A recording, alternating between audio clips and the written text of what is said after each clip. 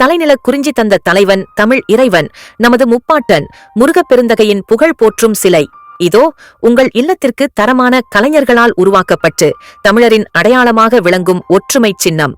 இந்த சிறப்பு சிலை தலைவனின் தெய்வீக ஆற்றலை உங்கள் வீட்டில் பூரிப்பிக்க செழிப்பையும் நலனையும் கொண்டுவரும். இது வெறும் சிலை அல்ல, தமிழ் மரபின் அடையாளம், நமது முன்னோர் வழிபாட்டு பாரம்பரியம் மற்றும் உணர்வை பிரதிபலிக்கும் தெய்வீக வடிவம். உங்கள் இல்லத்திற்கு தெய்வீக ஒளியை வரவேற்க மலைநிலத்தின் தலைவன் முருகனை இன்று பூரிப்பாக உள்வாங்குங்கள். தமிழ் பெருமையை காக்கும் இந்த முருகன் சிலையை உடனே வாங்கி உங்கள் வாழ்வில் சமரசம் மற்றும் சக்தியை வாருங்கள். இப்போதே ஆர்டர் செய்யுங்கள். தமிழகத்தின் உன்னத பாரம்பரியத்தை உங்கள் இல்லத்தில் கொண்டாடுங்கள். இவரோடு கூட்டணி வைத்தால் 4 சீட்டு, 40 சீட்டு, 10 MP, 25 MLA இல்லை. எங்களுக்கு வேண்டியது 4-3 சீட் அல்ல, தமிழ்நாட்டை கைப்பற்றணும் நினைக்கிறோம்.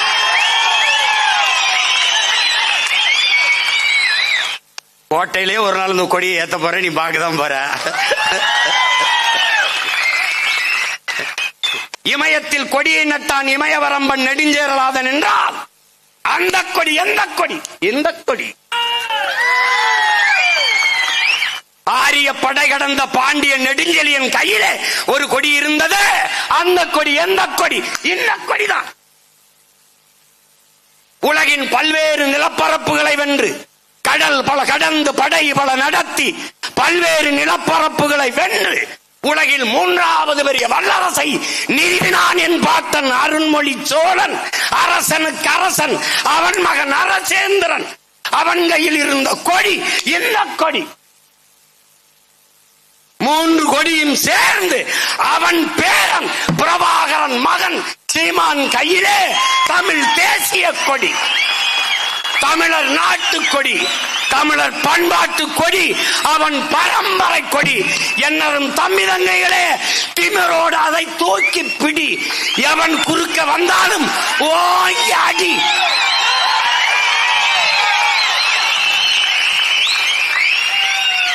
இது நடிப்பல்ல, வென்றாக வேண்டும் என்கிற இதய துடிப்பு, லட்சிய துடிப்பு. எவனுக்குடா என்ன அளவுக்கு வரலாறுக்கு பெருமை இருக்கு?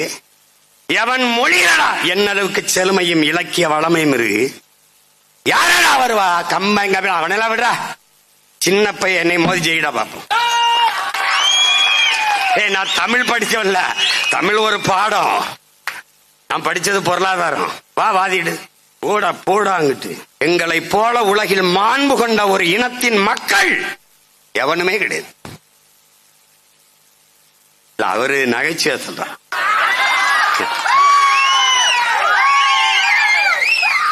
காற்றடிக்கும் போதுதான் பதறு எது மணி எது என்று தெரியுங்கிறான். இப்ப எனக்கிட்ட இருக்கிறது வெறும் மணி. யாருக்கிட்ட நான் என்ன பேசுறனோ அந்த கருத்தை கூர்ந்து கவனித்து உள்வாங்கி என் பிள்ளைகள் ஆர்ப்பரிப்பார்கள், கையொலி எழுப்புவார்கள். ஆனா அங்க அப்படி இல்ல. தொடக்கத்திலிருந்து கத்துதான். அவன் என்ன கத்துறா, இவர் என்ன கத்துறாரு, எந்த அளவும் நமக்கு புரியாது. அதை விடுவோம். இது ரொம்ப முக்கியமான நாள். அதை விடுவோம். என்ன நான் 1.5 மணி நேரம் பேசுவேன், அதை விட்டுருவான். இந்த ஓரச்செய்ய தலைப்புச்செய்ய ஆகிடுவான். ஏன்னா அவங்க ஒரு பதறு, அவங்க ஒரு பதறு. நாம் பேசுவதெல்லாம் என் பிள்ளைகளே இன உரிமை, தமிழ் தேசிய பேரினத்தின் இறையாண்மை. நாம் பேசுவது இன உரிமை அரசியல், இன பிரிவல்ல, இன வெறுப்பு அரசியல் அல்ல. நாம் பேசுவது தமிழ் தேசிய இனத்தின் இறையாண்மையை பேசுகிறோம். அதை கேட்கிறோம். இறை என்றால் அரசு, ஆண்மை என்றால் ஆளுமை கொண்ட ஒரு அரசு. விளைஞ்ச நெல்லை வீதியில முளைக்க போட்டு ஆந்திரால போய் நெல் வாங்கிட்டு வர அந்த அயோக்கிய பயிர்களை எதை வச்சு அடிக்கலாம்? பச்சை மட்டை கூட கௌரவமா இருக்கும்டா, பச்சை மட்டை கூட கௌரவமா இருக்கும். இவங்களை கருக்கு மட்டை வச்சுதான் அடிக்கணும், கருக்கு மட்டை. அதுக்காக பயந்துகிட்டு பனை மரத்தை புறம் அடிச்சுக்கிட்டு இருக்கான். வந்தா வெட்டி அடிச்சிருவான், அடிச்சாலும் அடிச்சிருவானோன்ட்டு பயந்து பனையப்புறம் வெட்டிக்கிட்டு இருக்கான். ஒரு சட்டம் வருது, பனை மரத்தை வெட்டக்கூடாது. நம்ம தொடர்ச்சியா பேசுறதுக்கு வழி இல்ல. பனை மரத்தை பாதுகாக்கணும், அது நீர் வளத்தை உறிஞ்சி பாதுகாக்கும், மண்ணை வளப்படுத்தும். எங்கேயோ கேட்ட மாதிரி இருக்குன்னு நம்ம தான் பேசியிருக்கோம். சரி, அப்புறம் பார்த்தா ஐயா ஸ்டாலின் கூட்டம் போட வர்றாருன்னு 50 பனைமரத்தை வெட்டி சாய்க்கிறாங்க. அங்கிருந்து அண்ணன் பாருங்க அந்த அக்கிரமத்தை எல்லாத்தையும் பார்த்துக்கிட்டு தான் இருக்கேன். இரு, மொத்தமா போட்டு ஒரு இடத்துல கொளுத்தி விட்டுருவோம். அதுக்கு தான் 26 தேர்தல்ல மொத்தமா வச்சு கொளுத்தி விட வேண்டியதான். இவங்க நிலத்துல குப்பையை போடுற மாதிரியே நினைச்சுக்கிட்டு இருக்காங்க. நெருப்பு மேல குப்பையை போட்டுக்கிட்டு இருக்காங்க. அது எல்லாவற்றையும் கொளுத்தி சாம்பலாக்கும்னு தெரியாம. பெருமைக்குரியவன் தமிழன், தமிழ் பெருங்குடியில் பிறந்தவன், அதனாலே அவன் பெருமைக்குரியவன்கிறான். ஒரு புதுசா தமிழ்நாடு வைக்கல. அண்ணா அவர்களே சொல்றாங்க, இருந்தது மாற்றப்பட்டது வைக்கிறோம். அது மாதிரி இப்ப நாம என்ன பண்றோம், பல இடங்களை தேவையில்லாத பெயர்கள் நிறைய இருக்குது, வர்ற மாத்திரம். உங்க கிட்ட அதிகாரம் இருக்கும் போது எங்க அடையாளங்களை மறைத்து உங்கள் அடையாளங்களை நிறுவ நினைக்கிறீர்கள். நாங்கள் அதையெல்லாம் மீட்க காக்க போராடி அதிகாரத்தை கைப்பற்ற வருகிறோம். இழந்த பிள்ளைகள். அதனால்தான் ஒவ்வொரு தேர்தலும் வழக்கமான தேர்தல் எங்களுக்கு போர் களமாக இருக்கிறது. என் இனத்தின் தேர்தலாக மாறுதலாக நாங்கள் பார்ப்பது அதுதான். உங்களின் வெற்றி வழக்கமான ஒன்று. தமிழ் தேசிய பிள்ளைகள், நாம் தமிழர் கட்சி பிள்ளைகளின் வெற்றி என்பது வரலாற்றில் புரட்சி, மாறுதல். திட்டமிட்டு ஒவ்வொன்றாக மாற்றுகிறார். பெருந்தலைவர் காமராஜர் பேர்ல இருக்கா அந்த பேருந்து நிலையத்தை மாற்று. இந்த நாட்டில் ஒரே ஒரு தலைவர் தான் இந்த நாட்டுக்கு, அது ஐயா கருணாநிதி மட்டும்தான். இன்னொன்னு ஐயா ஈவே ராமசாமி அவர்கள். இந்த 2 பேரும் என்கிட்ட மாட்டிக்கிட்டு பட போற பாட நீ பார்க்கதானே போற. இப்பே வச்சு நல்லா அழகு பார்த்துட்டு போயிட வேண்டியதுதான். என்ன, தாலி அறுக்கிறதுக்கு முன்னாடி பொண்ணுக்கு கடைசியா பூ வச்சு பொட்டு வச்சு வலையெல்லாம் போட்டு அதெல்லாம் பண்ணுவான். ஏன்னா அது கடைசியா வைக்கிற பூ, கடைசியா வைக்கிற பொட்டு, கடைசியா போடுற நகைங்கிறதுனால பார்த்துருக்கேன். சொந்தக்காரர் எல்லாம் இது பண்ணும்போது ரொம்ப கஷ்டமா இருக்கும். ஆனா நான் இதுல கஷ்டப்படல, இஷ்டப்பட்டு தான் செய்ய போறேன். எத்தனை ஆயிரம் ஆண்டுகளா இந்த இனம் வழியை தூக்கி வந்திருக்கும். அந்த மொத்த வழியையும் என் தோல்ல விட்டு போயிருக்கான். மொத்த வழியும். என்ன சீமா நீ இவ்வளவு கோபம்னு கொஞ்சம் தான் வெளிக்காட்டிருக்கேன். 5000 ஆண்டுகளாக வாங்கிய அடி, குறிப்பாக 500 ஆண்டுகளாக என் இனம் தூக்கி சுமந்து வந்த கனவு. இப்ப எப்படி இருக்கணும், நான் வரலாறுனா என்னன்னு தெரியாதவன்ட்ட போய் நம்ம மாட்டிக்க கூடாது. வரலாறுனா சகோதரர் அஜித் எடுத்த படத்தை பேர் சொல்லக்கூடாது. இது வேற, புரியுதா? இது வேற. வரலாறு திரும்புகிறது அப்படின்னா நான் கூட வேற ஏதோ ஒரு பெரிய ரெவல்யூஷன் சேஞ்ச், பெரிய புரட்சிகர மாற்றம் வரப்போகுதுன்னு ஒண்ணு இல்ல. செத்தவன் வீட்டுக்கு நம்ம போய் துக்கம் கேட்கறது இல்ல, செத்தவனே நம்ம வீட்டுல வந்து சாகுறதுன்னு வந்து கேட்கறது. இது வரலாறு மாறுதல். இது ஒரு மாறுதலா இல்லையா? அதை மட்டும் சொல்லு. நான் சொல்றதை கொஞ்சம் கவனத்தில் எடுப்பா. இதெல்லாம் தான் மாறுதல். தலைவர்கள் நினைவிடமா அங்கு போய் மரியாதை செய்வது உண்மையிலே மரியாதை. என் மண்ணுக்காக, என் இனத்திற்காக, எனக்காக நின்றவன், எனக்காக போராடி செத்தவன், அவன் விழுந்த இடத்தில் போற்றுவதுதான் மரியாதை. அதுதான் நேர்மையான உண்மையான வணக்கம். அதை விட்டுட்டு ஒரே கட்டம் அது இருக்குது, எல்லாரும் படத்தை மாட்டி கும்பிடுறது, அது கட்டம் இல்ல, வெறும் நட்டம். அது சாராயத்துக்கு வீரன்னு பேர் வைப்பாங்கடா உலகத்தில். அப்ப இனிமே நம்ம பாட்டங்களையெல்லாம் வாங்க சாராயம் அப்படிதான் நம்ம கூப்பிடணும் போல. கொடுமடா. என்றைக்கு எங்கள் இலக்கை தொட்டு என் இனம் உரிமை பெற்று பெருமையோடு உயர்ந்து சிறந்து தமிழ் மொழி மீட்சியுற்று, தமிழர் எழுச்சியுற்று, தன்மான வாழ்வை பெற்று வாழ்கிறாரோ அன்றுதான் எங்களுக்கான வெற்றி. அதுதான் வெற்றி. நீ ஒவ்வொருத்தரும் ஆரம்பிப்பான் பாரு. இப்ப மிக்சியில நீங்க அரைக்க கஷ்டப்படுறீங்க, நாங்களே கட்சிக்காரர் ஒருத்தர் அனுப்பி அரைச்சு, இன்னொரு கட்சி நாங்களே நீங்க என்ன சுட சொல்றீங்களோ சுட்டு ஊட்டி விட்டு போறோம். இன்னொரு நீங்க படுங்க உங்களுக்கு கால் பிடிச்சி விட்டு போறோம். இவங்க ஈரோடு கிழக்குல துணிமணி துவைச்சு கொடுத்து சட்டி பாத்திரம் கழுவி கொடுத்தவங்க தானடா அவங்க. பாத்தீங்களா இல்லையா? நான் பார்த்தேன். புரட்டா போட்டு வீட்டுக்கு முறவாசல் கோலம் போட்டு, அன்னைக்குதான் இந்த முறவாசல் செய்யற வயல்களை எல்லாம் சட்டசபைக்கு நம்ம அனுப்பியிருக்கோம்னு அன்னைக்குதான் கோலம் பாருங்க. ஐயோ வீட்டுல நிறைய பயிற்சி எடுத்திருப்பாங்க போல இருக்குது. கோலம் போட்டு பாத்திரம் கழுவி.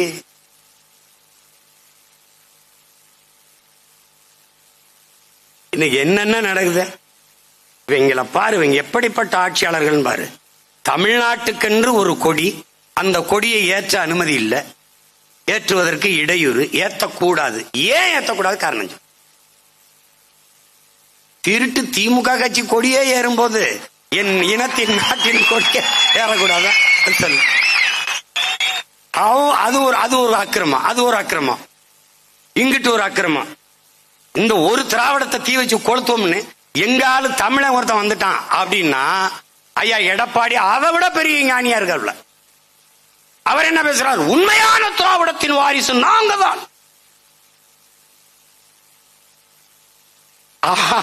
ஆளை பார்த்தா ஐயா, உங்களை ஆளை பார்த்தா அப்படி தெரியலையா?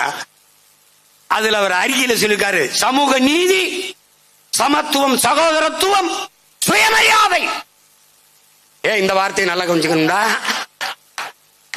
சுயமரியாதை எல்லாம் கொண்ட ஒரு திராவிட அந்த இயக்கத்தினுடைய உண்மையான வாரிசு நம்ம தான். சமூக நீதி, இங்க வா, சமூக நீதி. ஐயா ஸ்டாலின் இப்படி இருங்கய்யா, ஐயா எடப்பாடி நாங்க கைகட்டியே கேட்கிறோம்யா. ஐயா சமூக நீதினா என்னங்கய்யா தெரியுது? அந்தந்த குடிகளின் எண்ணிக்கைக்கு ஏற்ப அவர்களுக்கு உரிய பகிர்வை, உரிய உரிமையை பங்கிட்டு கொடுப்பதுதான் உண்மையான சமூக நீதி. இந்த திராவிட திருட்டு முன்னேற்ற கழகம் இதுவரை செய்யாது. ஏன்னா அவங்குடியின் எண்ணிக்கை தெரிஞ்சிடும். மொத்தமா 500 வீடு இல்ல, நம்ம எப்படி 50 ஆண்டு ஆண்டோம்னா அவனுக்கு சந்தை வந்துடும். இந்த பயிலும் முடிச்சுக்கிடுவான். 2 வீரனை போட்டு இறங்கிடுவான். அது அவன் கொடுத்த வீரம் தான். அது ஒரு மணி நேரம் இருக்கும்.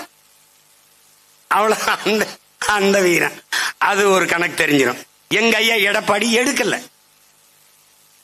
எடுத்தா மத்த சாதிக்காரன் ஓட்டு, தமிழ் இல்லாதவங்க ஓட்டு போயிருமோ அப்படின்னு நாங்க அதை பத்தி கவலையப்படுறது. ஏன்? ஓட்டுக்காக வந்தாதான் அதை பத்தி கவலை பண்ணோம். நாங்கள் எங்கள் நாட்டுக்கானவர்கள். போட்டா போடு, போடலைன்னா போ, எனக்கு அதை பத்தி கவலை கிடையாது. ஆனால் எங்கள் மரணம் உறுத்தாது. ஏன்? எங்கள் தலைவன் எங்களுக்கு கற்பித்தான், நமக்கென்று ஒரு வரலாறு இல்லை. ஏன்? வரலாற்றை படைப்பவனுக்கு வரலாற்றை எழுத நேரம் இருக்காது, எழுதல. என் இன வரலாற்றை எழுதியவன் எவனும் என்னவன் இல்லை. இது ஒரு வரலாறு. அவன் கற்பனை எழுதி வச்சுட்டு போயிட்டான்.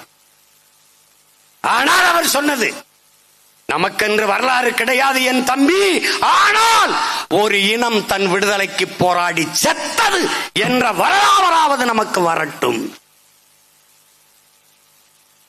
அப்படி இதுவரை இல்லாத அரசியல் கிளர்ச்சியை இந்தியம், திராவிடம், இதுதான் அரசாட்சி செய்ய முடியும், இதுதான் அதிகாரத்துக்கு வர முடியும். திராவிடம் இல்லை என்றால் இங்க என்ன அரசியல்? பெரியார் இல்லை என்றால் என்ன அரசியல்? இந்தியா இல்லை என்றால் என்ன அரசியல்? அவியல் பொரியல கூட நான் தொடுவேன், இதை தொட மாட்டேன்னு தூக்கி தூர போட்டு அடிச்சு அடியில பெரியார் இல்லாத என்ன அரசியல்? அது உங்களுக்கு. பெரியாரால எங்களுக்கு ஒண்ணும் கிடையாது, ஒரு அரசியலும் இல்லை. திராவிடம் அந்த பேரே சொல்லாம, அந்த வண்ணத்தை தொடாம, சிவப்பு மஞ்சள் வண்ணங்கள் சூரிய நெருப்பின் மிச்சங்கள் என்ற முழக்கத்தை முன்வைத்து அடர்ந்த இருள் சூழ்ந்த வட்டம், அதற்கு மேலே இருள் கிளைத்து எழும் இளங்காலை கதிரொளியாய் சூரிய கீற்றுகள் 26 கோடி என் தலைவன் பிறந்த தினத்தை குறித்து, 27 கோடி எங்கள் மாவீரர்களின் நினைவை குறித்து, இனத்தை மூடி இருக்கும் இருள் கிழித்து இளங்காலை கதிரொளியா எழுதமிழா எழு என்ற முழக்கத்தை முன்வைத்து, உன் லட்சியத்தை அடையும் வரை வெறி கொண்ட புலியாய் நீ பாய் உன் இனத்தின் விடுதலைக்காக என்று வாய வைத்தவன் என் தலைவன். அதை மாற்றி வடிவமைத்தவன் அவன் மகன் சீமான். அந்த வண்ணமும் இல்லாம எண்ணமும் இல்லாம களத்துல இந்த நிலத்தில் இருந்த எவரையும் தொடாமல், இந்த நிலம் டெரரிஸ்ட், பயங்கரவாதி, பிரிவினைவாதி, தீவிரவாதி என்று பழி சுமத்தி எவனை வைத்ததோ அவனையே எங்கள் தலைவன் என்று ஏற்று அந்த நிலத்தில் அவன் தூக்கிய கொடியை தாழ்த்தினானோ அந்த கொடியை இன்னொரு தாய் நிலத்தில் உயர்த்தி களத்திலே நிற்கிற மறவர் கூட்டமடா நாம் தமிழர் கட்சி பிள்ளைகளின் கூட்டம். அரங்கிலே 50-100 பேரோட உட்கார்ந்து பேசிக் கொண்டிருந்த தேசிய அரசியலை 5000, 10,000, 20,000, 30,000 என்று கூடுகிற மக்களிடத்திலே முழங்கி நிற்கிறானடா பிரபாகரன் மகன். 36,50,000 வாக்கை தொட்டு 3வது பெரிய அரசியல் கட்சி திமுக அதிமுகவை ஊழலுத்து 10 ஆண்டுகளில் தேர்தல் களத்தில். வரலாற்றில் புரட்சிட. ₹1 காசு இல்ல ஓட்டுக்கு. ஓட்டுக்கு காசு கொடுக்காம வாங்க முடியாது. இல்லை, முடியும். முடியாது என்று உலகம் எதை சொல்லுகிறதோ அதை நீ செய்து முடிப்பதுதான் உலகத்தில் சாதனை, புரட்சி. அதுதான்டா வரலாறு. அதனால்தான் நான் சொல்லுகிறது, எளிதானதை செய்யாதீர்கள், சரியானதை செய்யுங்கள். ஏனென்றால் சரியானது வென்றே தீரும். மதுரையில ஒரு தம்பி, ஒரு மாமன்ற உறுப்பினர், நம்முடைய தாத்தா தெய்வ திருமகன் படத்துக்கு பக்கத்துல புரட்சியாளர் அம்பேத்கர் படத்தை போட்டு ஒரு பதாக, சின்ன பதாக வச்சுட்டாங்க. வச்சது யாரு? மக்களில் ஒருவன். ஆனால் அம்பேத்கர் படத்திற்கு பக்கத்தில் எங்கள் தாத்தா படம் இருக்கக்கூடாதா? இல்லை, எங்கள் தாத்தா தெய்வ திருமகன் படத்தின் பக்கத்தில் அறிவாசான் அம்பேத்கர் படம் இருக்கக்கூடாது. எது உனக்கு பிரச்சனை? இந்த திராவிட மாடல் 2.0 அது எளவு அப்புறம். இந்த திராவிட மாடல் திருட்டு மாடல் இத்து போன பழைய அம்பாசிடர் கேட்கிறேன். இதுல எது உங்களுக்கு பிரச்சனை? உங்கள் காவல்துறை எதற்கதை எடுக்க சொல்லு? எதனால? சமூக இணக்கம் உருவாகிவிடக் கூடாது, தமிழ் சமூக ஓர்மை உருவாகிவிடக் கூடாது. ஆனால் அதே அண்ணல் அம்பேத்கரை ஐயா ராமசாமிக்கு பக்கத்தில் ஏன் வைத்தீர்கள்? அண்ணல் அம்பேத்கரும் ஐயா ராமசாமியும் ஒன்றா? அவன் உலகத்திலே ஆகச் சிறந்த அறிவாளி, கல்வியாளன். இவர் 5ஆப்பு கூட படிக்கல. எப்படி 2 பேரையும் ஒரே இடத்துல வச்ச? 2000 ஆண்டுகளில் இப்படிப்பட்ட ஒரு சிந்தனையாளன் பிறந்ததே இல்லை என்று சொல்ற மார்க்ஸை எதுக்கு நடுவால வச்ச? அவன் மானுட குலத்திற்கு சிந்தித்தவன் மார்க்ஸ். உலகெங்கிலும் ஒடுக்கப்பட்ட மானுட சமூகத்தின் விடுதலைக்கு சிந்தித்தவன், எழுதியவன், பேசியவன் புரட்சியாளர் அம்பேத்கர். சிந்தித்தது, எழுதியது, பேசியது எல்லாம் தமிழ் பேரினத்திற்கு எதிராக, அதற்கு இழிவாக. ஐயா ராமசாமி அவர்கள் 2 பேரையும் ஒன்னா அப்படி வச்சீங்க. எப்படி வச்சீங்க? யார் என்னோட எந்த பெரியாரியவாதிகள், யார் எந்த அம்பேத்கர் யாருன்னு பேசுவோம், இவர் யாருன்னு பேசுவோம். இழந்துவிட்ட உரிமைகளை பிச்சை கேட்டு பெற முடியாது, போராடித்தான் பெற்றாக வேண்டும்ங்கிறான் அண்ணல் அம்பேத்கர். தந்தை செல்வா ஐயா ஈவேரா அவர்களிடத்தில் வந்து எங்களுக்கு எங்கள் போராட்டத்திற்கு நீங்க உதவுங்கள் என்று கேட்டதற்கு, நானே ஒரு அடிமை, இன்னொரு அடிமைக்கு எப்படி உதவுவது? எப்படி? இவர் புரட்சியாளர், போராளி. அந்த காலகட்டத்தில் என்னரும் தம்பி தங்கைகளே, தந்தை செல்வா ஈழ விடுதலை போராட்டத்திற்கு ஆதரவு கேட்ட போது இந்த நிலத்தில் ஆதரித்தின்ற ஒரே மகன் தமிழர் தந்தை நம்முடைய தாத்தா சீபா ஆதித்தனார் மட்டும்தான். நானே ஒரு அடிமை, எப்படி இன்னொரு அடிமைக்கு உதவ முடியும்? பசியோடு இருக்கிறவனுக்குத்தான் பசியின் கொடுமை, வறுமை, அந்த அருமை தெரியும். அடிமையாக இருக்கிறவனுக்குத்தான் அடிமையின் வழி தெரியும். ஆனா நானே ஒரு அடிமை, நான் எப்படி இன்னொரு அடிமைக்கு உதவுறது? எப்படி? எந்த நாடு உலகத்தில் அடிமைப்பட்டு கிடக்கிறதோ அந்த நாடெல்லாம் என் தாய் நாடு என்ற முழக்கத்தை முன்வைத்தவன் சேகுவாரா. அவன் யாரு? நீ யாரு? நீ யாரு? எப்படி இருக்கு பாரு. எப்படி எல்லாம் நம்மளை கற்பிச்சு காலி பண்ணிருக்காங்க பாரு. ஏன் ஒரே இடத்தில் இருக்க வேண்டிய தகுதி பெற்ற பெருமக்கள் எங்களுடைய தாத்தன் தெய்வ திருமகனும் ஆனால் அம்பேத்கர் அவர்கள். சாதிய இழிவை துடைத்தெறிய போராடாமல் இருப்பதை விட செத்து ஒழிவது மேலானது. இது அறிவாசன் அல்ல அம்பேத்கர். சாதிய சிந்தனை கொண்டவன் மனிதனாகவே இருக்க முடியாது. சாதிய எண்ணம் கொண்டவன் அரசியலுக்கு வந்தால் நாடு நாசமாகிவிடும். இது எங்கள் தாத்தா தெய்வ திருமகன். 2 பேரும் ஒன்றுதான். ஒருத்தன் என் தாத்தன் எங்கள் வழிபாட்டுக்குரியவன், ஒருத்தன் எங்கள் அறிவாசான் எங்கள் வணக்கத்திற்குரியவன். 2 பேரும் ஒரே நேர்கோட்டில் சிந்தித்தவர்கள். இந்த குளத்திலே ஆடு குளித்து விட்டு தண்ணி குடித்து விட்டு போகிறது, மாடு குளித்து விட்டு தண்ணி குடித்து விட்டு போகிறது. சக மனிதர்கள் நாங்கள் குளிக்க கூடாதா, தண்ணீர் குடிக்க கூடாதா என்ற புரட்சி முழக்கத்தை முன்வைத்து தாழ்த்தப்பட்ட வீழ்த்தப்பட்ட மக்களை ஒன்றிணைத்து போராடினான் புரட்சியாளர் அம்பேத்கர்.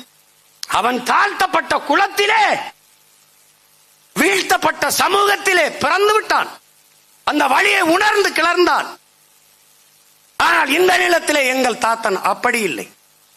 எல்லாம் இருந்து எளிமையாக வாழ்ந்தான். அதுதான் இன்றைக்கு அவன் போற்றப்பட காரணம். எல்லாவற்றையும் மக்களுக்காக இழந்தான். அவன் தீண்டாமை கொடுமை அனுமதிக்கவில்லை, ஆனால் உணர்ந்தான். நீங்கள் சொல்லுகிற உயர் சாதி இந்து பார்ப்பான் வைத்தியநாத ஐயர்.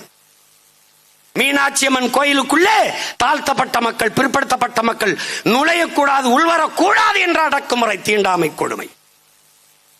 ஒரு பார்ப்பான், நான் உன்னை கோயிலுக்குள் அழைத்து செல்கிறேன் வா.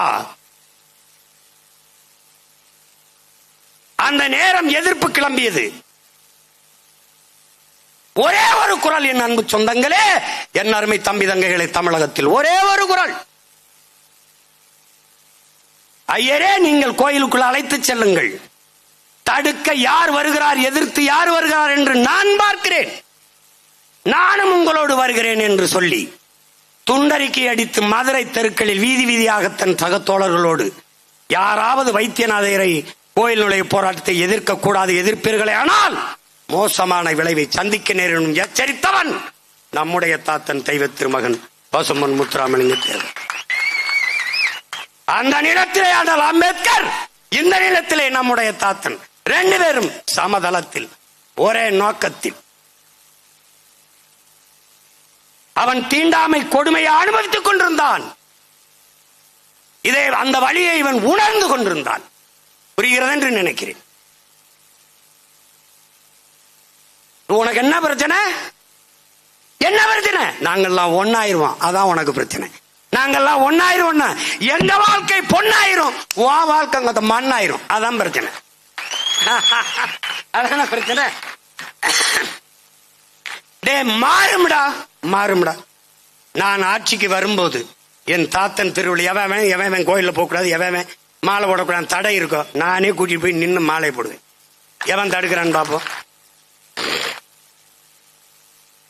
மேல்பாதி மங்கலத்துல திறக்கிறியா, நான் உள்ள கூட்டி போவான்னு. அன்னைக்கு என் தாத்தன் செய்யற வேலையை செஞ்ச வேலையை பேரன் செய்யறேன்னு திறந்த காலையில் 6 மணிலிருந்து 7 மணி வரைக்கும். என்ன அதிகாலையில் இட்லி கடை சாப்பிட்டு வேலைக்கு போறோம் மண்டே நாயே வைத்த பேர். காலையில வேலைக்கு போறதா சாமி போட போறது. எப்படிப்பட்ட மாடல்? திராவிட மாடல்.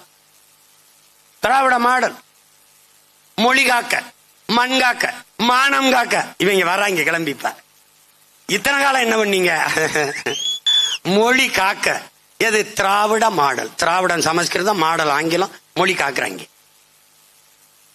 மானம் அவங்க கிட்ட இருந்தா, அதை காணா அவங்க கிட்ட இருந்தா நம்ம இப்ப காப்பாத்து. மண்ணு திண்டாச்சு. பேசும்போது இது பெரியார் மண், அண்ணா மண் எங்க இருக்கு, எல்லாம் வித்து தின்னாச்சு.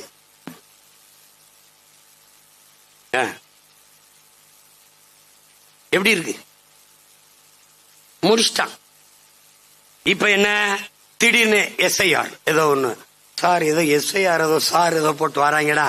சிறப்பு வாக்காளர் திருத்தம், சிறப்பு. அதுல என்ன ஒரு தனியா ஒரு செருப்பு வருதுங்க, சிறப்பு. அது கேட்டா ஒருத்தர் 2 ஓட்டு போட்டானா, 2 இடத்துல வாக்குரிமை இருக்கான். இவ்வளவு காலம் புடுங்காம எங்க போய் புடுங்கிட்டு இருந்தா? இவ்வளவு காலம் பார்க்காம இவ்வளவு காலம் போட்டுக்கான்டா 2 இடத்துல. என்ன பண்ணிக்கிட்டு இருந்தா? தெரிஞ்சுதான் இருந்த.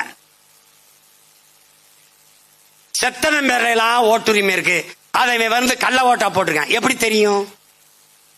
உனக்கு எப்படி தெரிஞ்சு சொல்லு.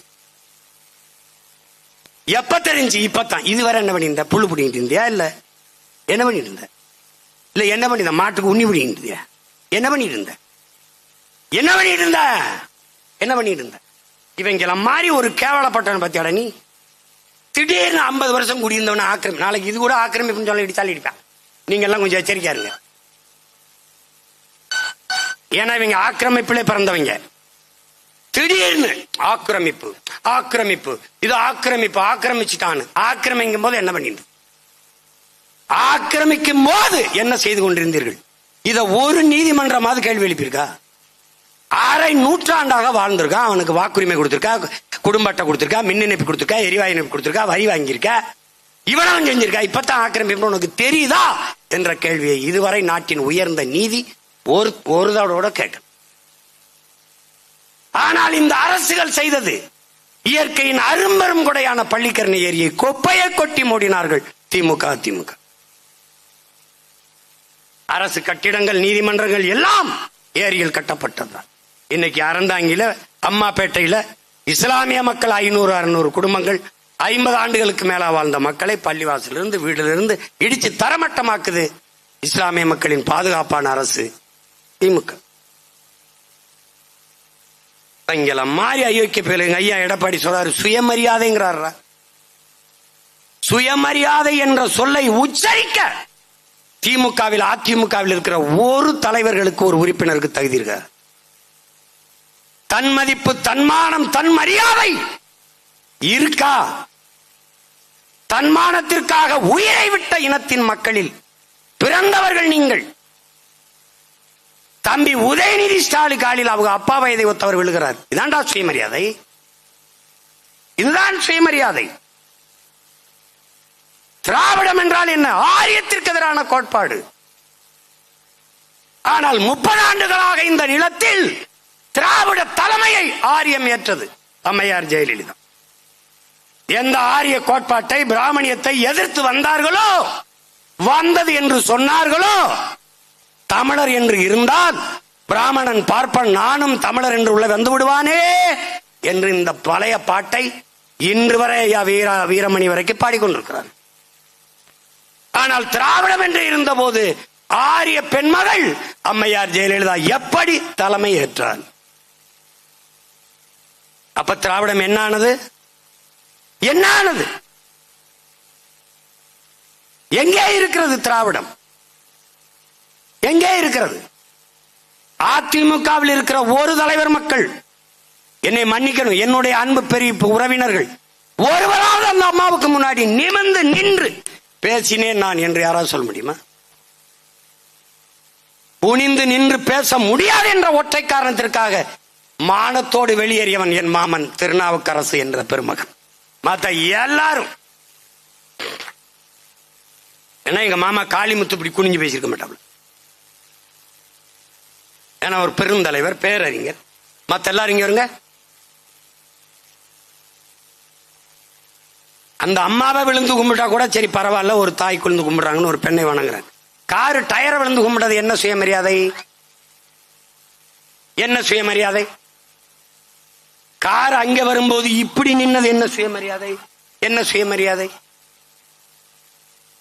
நம்ம ஐயா மாண்புமிகு ஐயா எதிர்கட்சி தலைவரை கேட்போம். நீங்க அம்மையார் சசிகலாவுல காலில் விழுந்து அப்படி தவந்து போய் அந்த முதலமைச்சர் பதவி அறிவிக்கும் போது கும்பிட்டியல, அதுதான் சுயமரியாதையா? நீங்க பேசுறதுக்கு இந்த செயலுக்கு எப்படி இருக்கு பத்தியல? இதுதான் தமிழனின் தன்மான தலை நிமிர்வா? இதுதான் தமிழனின் மானமிக்க வாழ்க்கையா? மானமிக்கதா? இதுதான் சுயமரியாதையா? இந்த சுயமரியாதையை காப்பாற்றத்தான் சுயமரியாதை இயக்கம் கண்டு திராவிட சுயமரியாதை. இதானா சுயமரியாதை?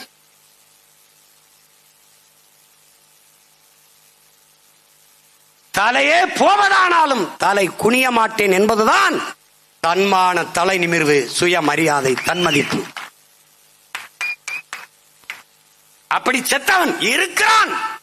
இதே நிலத்திலே என் வீர பெரும்பாட்டன் தீரன், இதே நிலத்திலே எங்கள் மான மறவர்கள் பாட்டன்கள் மருது பாண்டியர்கள், இதே நிலத்திலே எங்கள் பாட்டன் பூலித்தேவன், அழகுமுத்துக்கோன், சுந்தரலிங்கம், வீர பெரும்பாட்டி வேலுநாச்சியார்கள் எல்லாம் போராடி செத்தார்கள். தாழ்ந்து வீழ்ந்து பதவியை அனுபவிப்பதை விட செத்து விழலாம் என்று. இதெல்லாம் ஒரு சுயமரியாதை. சொல்லலாமா நாங்க திராவிடத்தின் வாரிசுகள் என்று? என்ன வாரிசு?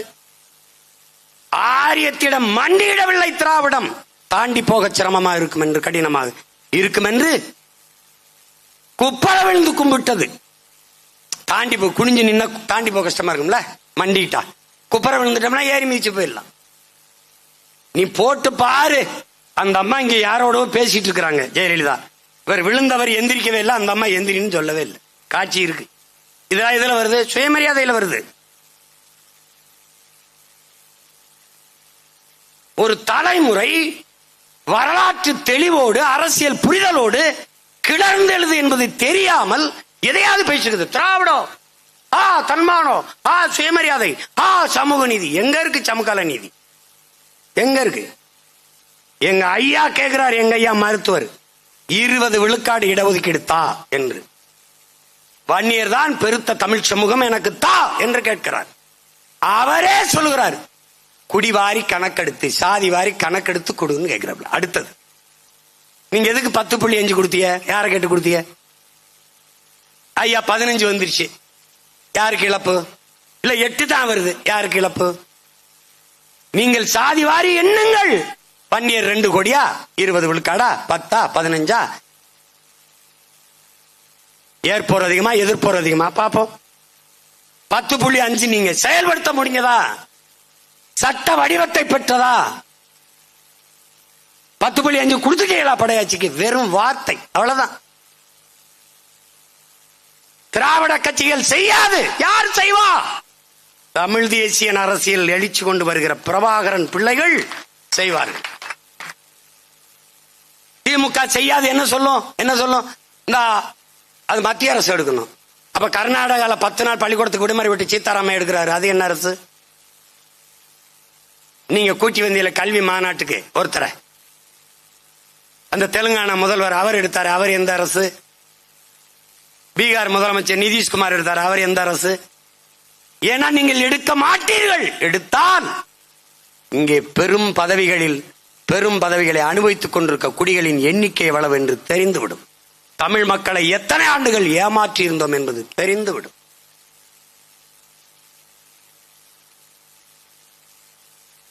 எப்படி சேட்டை? நம்ம கேட்டா தமிழர் அப்படின்னு பேசினாலே அவர் இனவரியை தூண்டுகிறார், பிரிவினையை தூண்டுகிறார் என்று பேசுகிறார். இதே ஐயா நரேந்திர மோடி பஞ்சாபுக்கு செல்லுகிற போது, தேர்தல் பரப்புரையின் போது அரவிந்த் கெஜ்ரிவால் வென்று விடுவாரோ என்ற கணிப்பு இருக்கிறது, அவருக்கு செல்வாக்கு உயர்கிறது என்றார். இந்த உடன் பஞ்சாபியரை தவிர எவனையும் உள்ளே விடாதீர்கள் என்று பேசுகிறார். இது என்னது? இது என்னது? பீகாரிலே நிதிஷ்குமார் பீகாரியா பகாரியா என்ற முழக்கத்தை முன்வைக்கிறார். இது என்னது? ஒரிசாவுக்கு வருகிற போது நவீன் பட்நாயக்கினுடைய வளர்ப்பு மகனாக ஒரு தமிழ்நாட்டின் மறவன் கார்த்திகேய பாண்டியன் ஒரு IAS அதிகாரி மக்கள் செல்வாக்கை பெற்றிருக்கிறார். நவீன் பட்நாயக்கு பிறகு அந்த ஒரிசாவிலே அவர் முதலமைச்சர் ஆவாரோ என்ற எதிர்பார்ப்பு, ஆகலாம் என்ற ஒரு நம்பிக்கை. அதை சகிக்க முடியாத இந்த ஆட்சியாளர்கள், இதே ஐயா நரேந்திர மோடி, இதே உள்துறை அமைச்சர் ஐயா அமித்ஷா ஒரிசாவிலே தமிழனிட்டே ஆட்சி அதிகாரத்தை கொடுக்க போகிறீர்களா?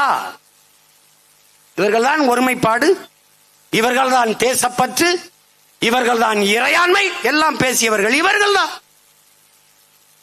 பாரத மாதா, இந்தியா சவர் நேசன் இவர்கள்தான். அவன் வருவானோ என்ற எதிர்பார்ப்பு. உடனே பூரி ஜெகநாதர் கோயில் உண்டியல் சாவி தமிழ்நாட்டில் இருக்கிறது. என்ன சொல்றான்? தமிழன் திருட்டு பய பட்டம் கட்டுகிறார்கள். தமிழர்கள் திருடர்கள். இந்த பரப்புரை செய்து தோற்கடித்தார்கள் பட்நாயக்கை, தோற்கடித்தார்கள் கார்த்திகேய பாண்டியனை. பதவி விலகி அமைதியாக வெளியேறிவிட்டார். தமிழ் மக்கள் இது எதையும் நினைவில் கொள்ளாமல் திரும்ப திரும்ப இந்த கட்சிகளுக்கு வாக்கு செலுத்துகிறீர்கள்.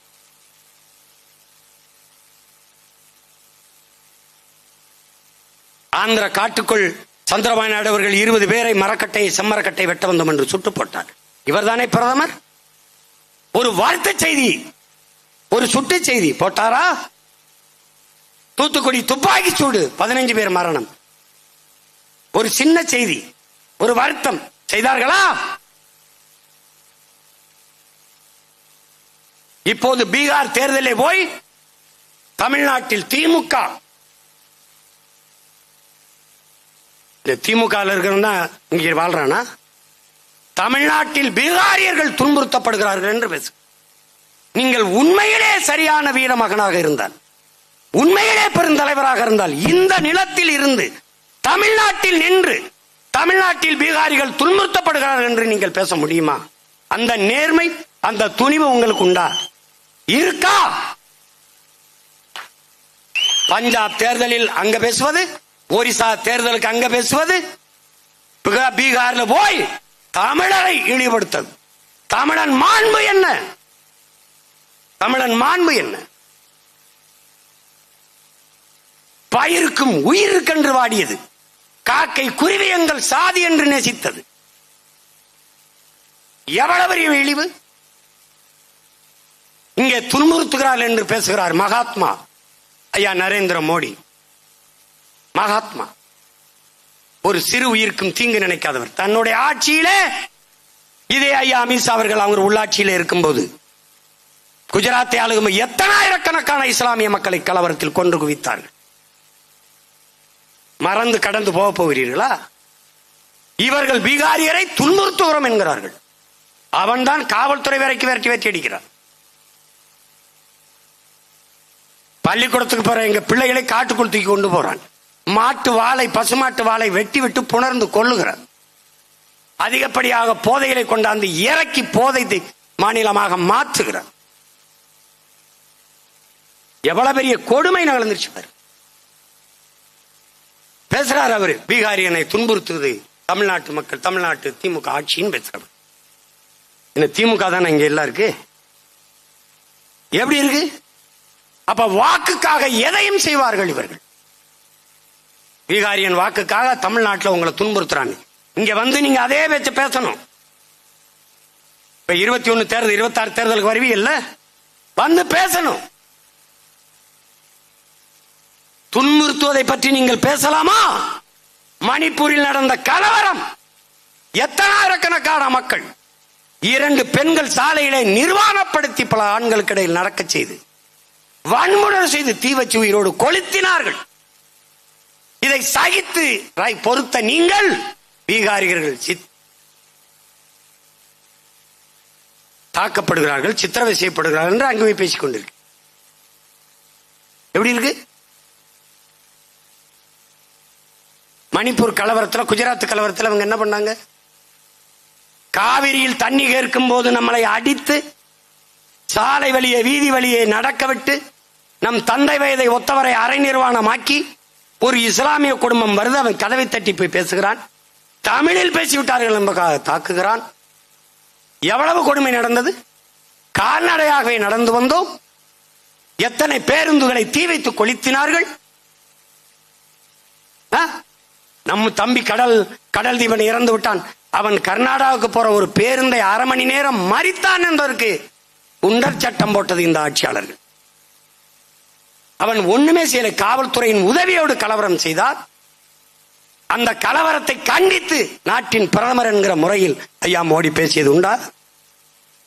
தமிழர்கள் தாக்கப்படுகிறார்கள் கர்நாடகத்தில் என்று ஒரு வார்த்தை பதிவு செய்தது உண்டா? ஏன் இல்லை? அந்த நேரத்தில் தமிழ்நாட்டில் தேர்தல் இல்லை. இருந்திருந்தால் பேசுவார்கள். இவர்கள் எவ்வளவு பெரிய அயோக்கியர்கள், திருடர்கள் என்பதை பார். இதே திமுக, இதே காங்கிரஸ் கர்நாடகாவில் வெற்றிக்கு ஐயா ஸ்டாலின் அவர்கள், என் அண்ணன் திருமாவளவன் அவர்கள் போய் காங்கிரஸ் கட்சியின் வெற்றிக்கு வாக்கு சேகரிக்கிறார்கள் தமிழ் மக்களிடத்தில். அவன் வென்றால் ஒரு சொட்டு தண்ணீர் தர முடியாது என்று சொல்லுவான், தெரிந்தும் செய்கிறான். வென்று வந்தான், தமிழனுக்கு தண்ணி இல்லை என்று சொல்றான். அப்ப எப்படி இருக்கு? அவன் அந்த நிலத்தின் உரிமைக்கு நிற்கிறான். என் நிலத்தின் தலைவர்கள் என் நிலத்தின் உரிமைக்கு நிற்காது அந்த நிலத்தின் உரிமைக்கு போய் நிற்கிறார். என் எதிரியின் அதிகாரத்தை நிறுவ பாடுபடுகிறார். எப்படி? ஆனால் இங்கே மான தமிழ் மக்கள் விழுக்காடு குறைவு, எண்ணிக்கை குறைவு. பிறை போதையில், சாதி போதையில், மத போதையில், சாராய போதையில் மயங்கி மயங்கி எதையும் கவனிக்கல. இப்ப என்ன ஆகுது? இந்த சிறப்பு வாக்காளர் என்ன நடக்கும்? அங்க 6 லட்சம் பேர் 6.5 லட்சம் பேர் இங்க வந்திருக்கான், இங்க பீகார்ல இருந்து. இந்த 6 லட்சம் பேரையும் சேர்ப்பான். 6 லட்சம் தானே நினைக்கிறா? 3 தொகுதி, 3 சட்டமன்ற தொகுதி. அப்படிதான் போயிருச்சு. இங்க தெலுங்கருக்கு சீட்டு கொடுக்கலாம், ஜெயிக்க முடியாது. இவர்களுக்கு அதை பத்தி கவலை என்ன? இந்திக்காரன் வந்தா என்ன? சும்மா கந்தோடைப்புக்கு நாளைக்கு அனைத்து கட்சி கூட்டம். என்ன நடக்க போகுது? என்ன பேச போறாங்க? என்ன பேச போறாங்க? நாம் நீண்ட காலமாக கோரிக்கை வைக்கிறோம். ஒரு உள்நுழைவு அனுமதி, இன்னர் லைன் பெர்மிட் வடகிழக்கு மாகாணங்கள் போல எடு. இவன் யாரு வர்றது? உன் பேர் என்ன? என்ன படிச்சிருக்க? உன் ஆதார் அட்டை எங்க? அதனோட கொடு. நகலை எடுத்து வச்சுக்க. அவன் பெற்றோர் எங்க? அவன் ஊர் எங்க? அவனுடைய முகவரி இது. அவனை கூட்டி வந்த முகவரி யார்? அவன் என்ன வேலைக்கு வந்திருக்கான்? எங்க தங்குவான்? எத்தனை நாள் தங்குவான்? இந்த பதிவு இந்த அரசிடத்திலே, காவல் நிலையத்திடத்திலே எங்கேயாவது இருக்கா? இல்ல. ஏடிஎம்ல பல லட்சம் ரூபாயை கொள்ளையடிச்சு ஓடிட்டான் ஹரியானாக்காரன், கண்டுபிடிக்க முடியல. எவன் என்ன குற்றம் செய்யறான் தெரியாது. எவன் எங்க தங்கி இருக்கான் தெரியாது. உண்மையிலேயே இந்த அரசு கிட்ட கணக்கு இருக்கா? எத்தனை கோடி பேர், எத்தனை லட்சம் பேர் வட இந்தியர் தமிழ்நாட்டுக்குள்ள இருக்கான்? இந்த ஜாபர்கான் பேட்டையில் ஆயிரக்கணக்கான இளைஞர்கள் ஒரே நேரத்தில் நடந்து பேரணி மாறி போனானே, அவனுக்கு பேரணிக்கான காரணம் என்ன? நோக்கம் என்ன? அவனுக்கு அனுமதி கொடுத்தது யார்? எதை வலியுறுத்தி பேரணி போனா?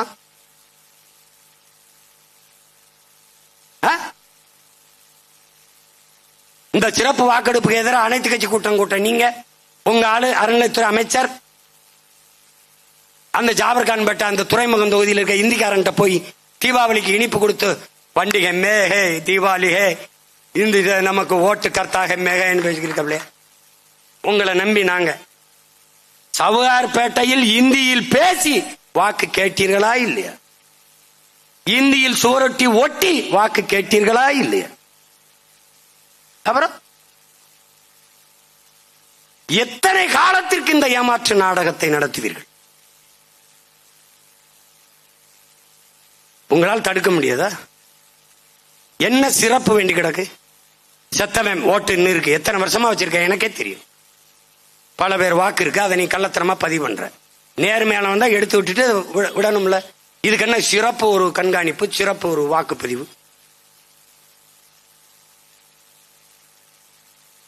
அதவை ஏன் பிஜேபி இதுல கவனம் செலுத்துது? அவன் எங்கெங்க அதிகாரத்தில் இல்லையோ, கேரளா, தமிழ்நாடு, மேற்கு வங்கம், இது 3ல அவன் தீவிரமா இதை செயல்படுத்த துடிப்பான். ஏன்னா அவன் வாக்காளர், அவனை கொண்டு அங்க குடியமர்த்தி வாக்குரிமை கொடுத்தால், இந்திய திணிச்சா நீ எதிர்த்த, இந்திக்காரனை திணிக்கிறேன் என்ன பண்ற? திமுக என்ன செய்யும்? எதிர்கட்சியா இருக்கும்போது இந்தி தெரியாது போடா, ஆட்சிக்கு வந்துட்டா இந்திக்காரனே வாடா, இந்தாடா பீடா போடுறா போடுறா ஓட்டைன்னு போயிடுவான். இந்தாட புடிடா நோட்டை, போடுறா ஓட்டை.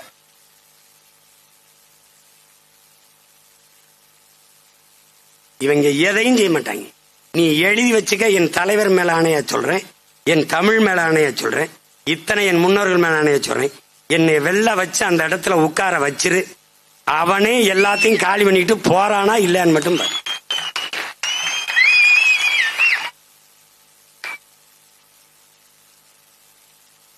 அவன்தான் ஒருத்தன், அது யாருன்னு தெரியும், வலைவெளியில பார்த்திருப்ப. தமிழ் வெல்லும், தமிழ் வெல்லும் அப்படிங்கிறான் இந்திக்காரன் சீமான். ஹே, அவனுக்கு தெரியுது யாருன்னு. தம்பி, நான் விளையாட்டா சொல்றேன்னு நினைக்காத. தமிழ்நாடு நாள்ல உனக்கு ஒரு செய்தி அண்ணன் பதிவு செய்ய நினைக்கிறேன். எச்சரிக்கையாரு. நிலத்தை இழந்து கொண்டிருக்கிற, வளத்தை இழந்து கொண்டிருக்கிற, இனத்தை இழந்துருவ, நிக்க இடம் இருக்காது. எச்சரிச்சுக்க, விழிப்புணர்வு பெற்று விழித்துக்கொள். வழியே கிடையாது. வெறும் வாக்காளராயிருந்து வாக்கரிசி தின்று செத்துறாத. உன் வாக்கு உன்னை வாழ வைக்கிற கருவியா இருக்கணும். 1500 விக்கிற அடமான வைக்கிற பொருளா மாத்திராத. தயவு செய்து எச்சரிச்சுக்க. இத்தனை பேர் உயிர்கம் செஞ்சிருக்கான். ஒவ்வொரு உரிமையும் போராடித்தான் பெற்றிருக்கு. தானா எதுவும் கிடைக்கல. அறிவார்ந்த தமிழ் சமூக தம்பி தங்கைகள் மிகுந்த விழிப்புணர்வு கவனம் பெற்று எழணும். இந்த தேர்தலை வழக்கமாக வரிசையில் நின்று வாக்கு செலுத்துற ஒரு களமாக நினைத்து விடாதீர்கள். எதிர்கால உங்கள் வாழ்க்கையை தீர்மானிக்கிற பொறுப்பு மிகுந்த ஒரு போர்க்களம் என்பதை உணர்ந்து நீங்கள் செயல்பட வேண்டும். இந்த தமிழ்நாடு நாளில் தன்மானமிக்க தமிழ் மக்கள், இளைய தலைமுறை புரட்சியாளர்கள், பள்ளி கல்லூரிகளில் படித்துக் கொண்டிருக்க என் பாசத்திற்குரிய தம்பி தங்கைகள், நீங்கள் எல்லோரும் ஒரு உறுதி ஏற்க வேண்டும். முழுமையான ஒரு மக்களாட்சியை இந்த நிலத்தில் நிறுவ, தூய ஜனநாயகத்தை மலரச் செய்ய நம்முடைய வாக்கு பயன்படட்டும் என்கிற உறுதியை ஏற்று இந்த தேர்தல் களத்தை நாம் எதிர்கொள்ளுவோம்.